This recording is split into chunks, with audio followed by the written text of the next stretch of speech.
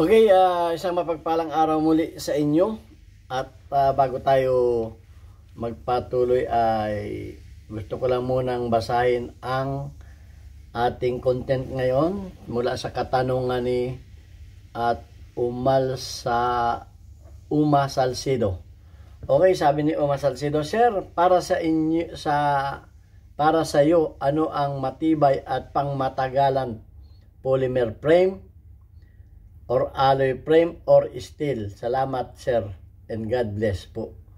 Sana mapansin ang katanungan ko.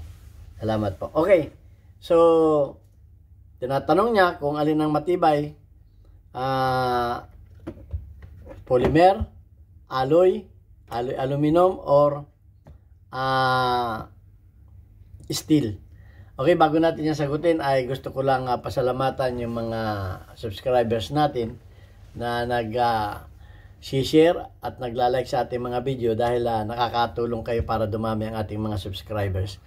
At pasasalamatan ko rin yung mga hindi nag-skip ng ads, yung mga silent viewer, dahil nakakatulong naman kayo sa ating revenues para madagdagan. Dahil ang ating revenues ay para sa mga ating mga beneficiaries. Meron tayong 6 na estudyante na tinutulungan, anak ng mga single parent na binibigyan natin ng counting allowance para may pambaon sa eskwelahan. Ginawa ko ang ating YouTube channel para sa pang charity dahil maganda ang trabaho ko dito sa Kuwait sa Mayadin Shooting Range. 21 years na ako dito bilang isang firearms instructor, gunsmith at consultant, at wala na rin akong pinapag-aral na anak. Kaya naisipan ko na madagdagan yung aking mga tinutulungan ay gumawa ko ng YouTube channel. Kaya maraming salamat sa inyo. Hindi pag-skip ng ads. At ngayon din maraming salamat sa mga nagpadala dito sa ating GCash number. Yung number sa ating likuran. Huwag po ninyong tawagan yan. Wala po tayong pinagbibili na ano paman. Baril o kahit anong parts. Wala po tayong pinagbibili. At natanggap ko yung message ng aking anak. Yan po yung anak ko na aking tresurera. Natanggap ko yung message ng aking anak. Si Jobet Francisco ng Teresita Rizal ay nagpadala sa ating GCash number. Kaya maraming salamat sa iyo, Jobet Francisco. Sana maraming tumulad sa iyo at matutuwa ang ating mga tinutulungan ng mga bata. Ngayon din maraming salamat kay Noli Peace America ng Virginia, USA. Malaki na sir ang naitulong ninyo sa regular ninyong pagpapadala sa ating mga beneficiaries. At sana marami ang kagaya mo na may puso ng pagtulong dahil ang hangarin lamang natin ay makatulong. Okay, at bahala na ang Panginoon na gumanti sa iyong mga kabutihan, pagpalain ang iyong buong pamilya. Okay, ayan, at pumunta na tayo sa katanungan ni... Tignan natin yung katanungan. Kung alin ba daw ang matibay? Polymer, aluminum, alloy o steel. Okay, unahin na natin ang polymer. Ang polymer, ito ay napakatibay nito. Kahit ito paluin ninyo, hindi ito nasisira. Kaya ito ay matibay. Okay, ito ay may napanood nga ako dito na pinapaipit pa ito sa mga heavy equipment na hindi nasisira. Okay, so matibay talaga ito.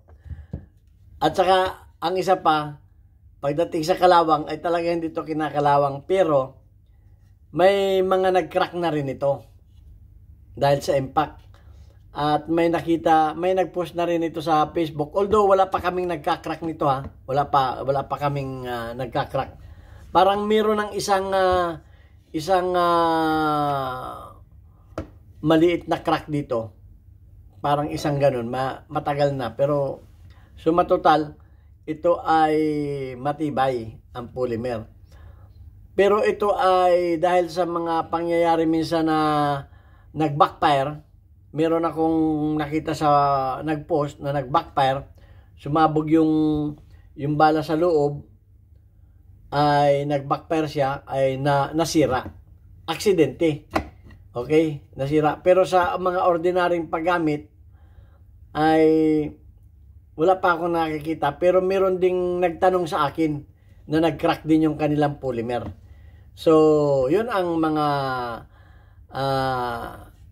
natanggap ko na feedback. So, ang kagandahan nga lang nito ay kahit mo ito pukpukin, ayan o, hindi man lang nagagasgasan, ito ay talagang matibay, pinapalo pa nga to at talagang hindi nasisira. Yun ang isa sa mga katangian ng polymer. Kung meron kayong mga experience sa polymer, i-ano ninyo, i-share ninyo, i-comment ninyo. At meron pa akong isa na nakita sa Facebook, aso lamang ang katapat nito. Ito, pinaglaruan ng aso. Tumalab yung ngipin dito ng aso eh. Kaya ito, kita mo ito, siguro kinain yung aso, matalas ang ngipin. Yun ang naging yun ang mga nakikita ko na pangyayari sa polymer. Okay, so ingatan ninyo na mapaglaruan ng aso ang inyong mga polymer. Walang kalaban-laban ito sa pangil ng aso. Ayun ang nakita ko. Pero suma total ay matibay naman talaga ito. Kung sa basta-basta paggamit lang at wag lang yung mga aksidente na backfire, ay matibay ito. Kaya ingatan ninyo itong mga polymer ninyo. So yan, mag-comment kayo kung meron pa kayong nalaman na nasira nito. At may nag-comment din nga sa akin na nag-crack yung kanyang polymer. So yan, punta naman tayo sa aluminum. Okay, ito, kamukha nitong aluminum. Ang karanasan namin dito sa mga Beretta, matibay din ang frame ng Beretta. Pero dahil sa katagalan na, yung bagsak dito ng bumabagsak dito yung kanyang locking block dito sa tapat na ito. Ito ay lumalalim. Lumalalim yan sa katagalan at meron na rin kaming nag-crack dito. Nag-crack kami dito. Pero ang tanong, nawi-welding ba ito o naabunuhan? Nawi-welding po ang aluminum at naabunuhan yan. Baka na naman may mambas na naman sa atin, halaman na abunuhan. Ibig sabihin, nare-refill. Okay nare-refill ito. Okay, so, build up ang tawag nun sa machine shop. Build up in machine, yan. Nagagawa yan. At yun ay nagagawa ko rin. Isa pa itong tinatamaan dito ng yan yun yung lugar na yun. Yun ang mga unang nasira dito. So, dahil doon tumatama yung yung barrel, diyan sumasakay diyan yung barrel eh. So yun ang mga nakikita ko. At ang aluminum ay nawi-welding din, nawi-welding ang aluminum. At ang magandang pampinta dito ay nakukulayan din ito ng iba't ibang kulay. Dahil ito ay napipintahan ito ng yung tinatawag natin na Cerakote. Yan, marami ng mga klase ng pampintura sa baril, pangkulay sa baril na magaganda. Ito ay hindi nare-reblo. Okay? Ito hindi nare-reblo ito. Ang aluminum nakukulayan din ng iba't ibang kulay. Pero ito natutubog din, may ginagamit na nakalimutan ko na ginagamit, tinutubog doon sa film. Okay, so yun lang ang pagkakaiba ng kulay.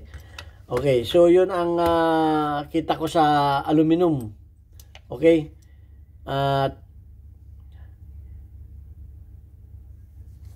sa mga revolver ay meron ding mga aluminum frame sa revolver na pero ang kalimitan sa revolver nagka-crack yung bridge sa ibabaw.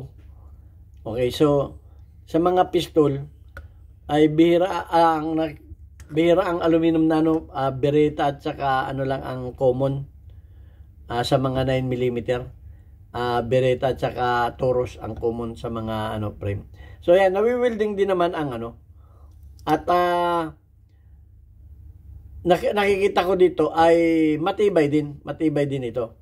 Punta naman tayo sa sa bakal. Okay. Masasabi ko na ang bakal na ang the best sa tatlo. Okay.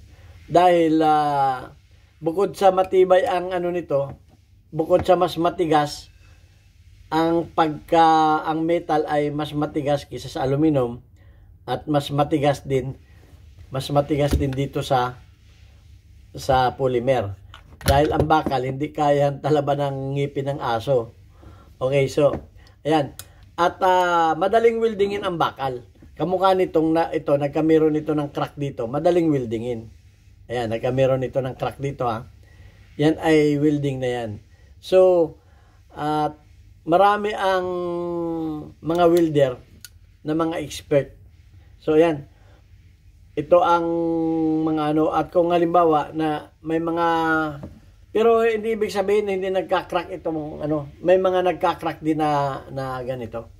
Pero yun nga, nawi-welding. Madaling weldingin. So, at ang kagandahan pa ng bakal ay pwede mo siyang makrom. Pwede mo siyang mariblo. Pwede mo siyang maging two-tone. Ganyan. Pwede nga marami kang at saka marami kang magagawa dito. Kamukha ng yung mga 1911 o nalalagyan ng mga beaver tail, ganyan. Madaling kabitan ng mags, madali itong kabitan ng mags. Pero itong ang mga ano nakakabitan din ito. Nakakabitan din. Kahit naman itong mga aluminum, magagaling naman ang ating mga gunsmith na mga nagbo-modified, lalo sa Pilipinas. May nabibili na rin ng mga ready-made na mga accessories. Okay, at ang isa pa, itong bakal ay madaling lagyan ng mga accessories. Okay, madaling magawa ng accessories. At ang railing ng bakal ay maganda. Compare dito sa mga polymer, mga maliliit ang mga ano, maliliit ang mga railing. Okay, so ayan ang nakikita ko dito sa tatlo. At kung ako ang pagpamimiliin ninyo ay gusto ko ang bakal. Pero may kabigatan nga lang ng konti. Kung mga pangkiri naman ay mas maganda ang ano, kung mga pangkiri, mas maganda ang polymer at saka aluminum dahil mas magaang ito. Mas magaang kaysa sa bakal. Pero sa pag ako ay pumuputok o naglalaro, ayaw ko nung magaan. Dahil parang mas malakas sumipa. Sa pakiramdam ko lang parang mas malakas sumipa ang magaan kaysa sa mabigat. Kayang-kaya siyang italbog ng ano ng recoil pag magaan. So yun ang nakikita ko. At para sa akin lang ito para sa akin at sa aking karanasan, mas matibay pa rin ang bakal. Okay? Dahil unang-una, ito ay hindi kayang anuhin ng aso, paglaruan ng aso, kaya ingatan ninyo ito. So may mga nakita na rin akong ganito. So kanya-kanya naman yan ng ng katangian. Okay? So ito, siyempre bakal, mahina sa kalawang. Okay, yun naman ang ano nito. Talo naman ito ng kalawang pagdating dito sa dalawa na to. Okay. So, yun ang isang disadvantage naman ng bakal. Pero, yun nga, dapat marunong tayong mag-ingat ng ating mga gamit. So, kung tibay din, ang tanong naman na yan ang tanong naman ay tibay Okay. Sa akin, para sa akin, wala nang titibay sa bakal. Wala nang titibay sa bakal sa akin. Yun ang aking kung meron naman kayong experience at may masama kayong experience, merong masamang experience sa bakal, merong masamang experience sa polymer, merong masamang experience sa alloy. So hindi pare-pareho 'yan. Pero sa aking experience sa pagiging gunsmith ko sa loob ng 25 years ay matibay na sa akin ang bakal. Dahil bakit kanyo? Ako welder ako, professional welder ako, pasado ako sa TESDA, yung mga road pass na yan. So at saka machinist ako. Laging bakal ang ang hawak ko. Okay, pagdating dito sa dalawa na ito mahirap weldingin. Although marunong din ako mag-welding ng aluminum. Nakapag-welding ako. Acetylene welding pa ang gamit ko. So, para sa akin, suma total, matibay ang bakal. Matibay ang bakal para sa akin. At depende rin naman niya sa bakal, siyempre. Ay baril ang pinag-uusapan, hindi ko sakop yung mga gumagawa ng ng mga backyard. Hindi ko sakop yan. Ang pinag-uusapan natin ay yung mga original na baril, ha. Baka sabihin na, baka isama na naman ninyo yung mga danaw, mga paltik. Hindi ko sinasakop yan. Basta yung sa mga original na baril, ang usapan, mas gusto ko pa rin ang bakal. Pero gusto ko pa rin magkamero ng Glock. Gusto ko rin magkamero ng Glock. Siyempre, magko-collection tayo. Okay yan, at sana hindi naman pare-pareho ang gusto ko. Hindi ko sinasaklaw kung ang gusto ninyo ay polymer, kung ang gusto ninyo ay alloy, aluminum alloy. Nasa sa inyo yan, kung ano ang gusto ninyo. At kung ano ang mas maganda sa inyo. Kanya-kanya tayo ng choice, kanya-kanya tayo ng gusto. Okay, so ako ang tinanong, yan ang sagot ko. Baka naman tayo mabas. Okay? Kasi marami talaga mga baser sa social media eh. At wala talagang ang mga tao ay hindi pare-pareho ang kagustuhan. Okay? So yan, at bago tayo magtapos ay muli maraming salamat kay Jubit Francisco sa iyong pinadala sa ating GCash para sa mga bata. At shout out kay sa community spotlight natin. Shout out kay Gimboy, meron kang 63 engagement. Shout out kay Chocolate_boy, meron kang 27 engagement. Shout out kay Brian Butchipido, meron kang 31 engagement. Shout out kay Adonis Pitogo, meron kang 3 engagement. Shout out kay Tumi Aparachi, meron kang 100 plus na engagement. Perfect ang iyong engagement. Wala kang absent. So ayan. At shout out sa mga kababayan ko sa Pinamalayan Oriental Mindoro. Please subukan po ninyo yung aming bagong negosyo dyan, Papa Burgers. Sa dati kong machine shop, alam na alam ninyo yan. Alvarez Street, Pinamalayan Oriental Mindoro. Yan ay sa pagmamanage ng aking bunsong anak na si Elmer Jr. Punta kayo dyan sa halagang 40 pesos. Mapapaburger kayo sa sarap. Buy one, take one. Thank you very much. God bless us all.